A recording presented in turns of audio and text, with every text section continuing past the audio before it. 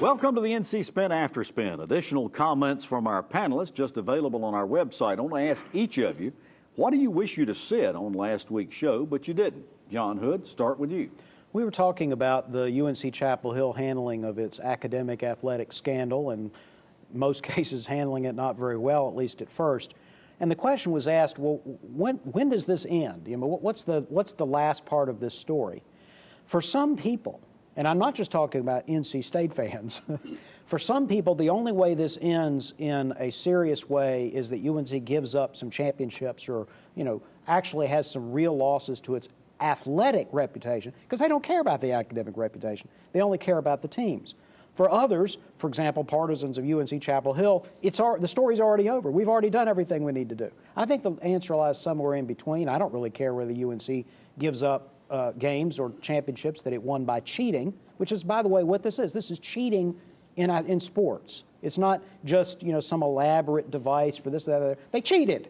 So if we found out that a team cheated in any other way, you know, bugging the opposing team's locker room or something, yeah. I mean, we would take games away. So I think that the nation as a whole has this gigantic scandal about college athletics that will only be ended when something happens like that, and I'm just not convinced the NCAA or anybody would ever do it, would ever actually vacate championships. I think you probably are correct. Rufus, what do you wish you'd have said on last week's show? Well, I wish I had said that we don't forget that we've got to give the governor the presumption of innocence, and I think we went pretty hard on the governor. But at the same time, I want to call into question the wisdom of moving the SBI from where it's supposed to be, in my opinion, the Attorney General, elected official. And I revere that organization, and I think this whole so-called scandal it leaves a void, because where is the SBI? Because it's an it's an executive branch function now. You have no all statewide enforcement agencies are under one umbrella now. That's not good. All right, Joe, what do you wish you'd have said on last week's show? Well, I wish I'd gotten further into the business of making sausages. You know, for 100 years when the Democrats ran North Carolina, all of the scandalous things that we've had in the last 10 or 15 years, you know, have been going on. And everybody in North Carolina knows that when politics are like making sausage and all this kind of stuff. But in the last 10 or 15 years, it's changed. Media now, particularly the print media, is struggling to survive, and so they got to have stories about everything.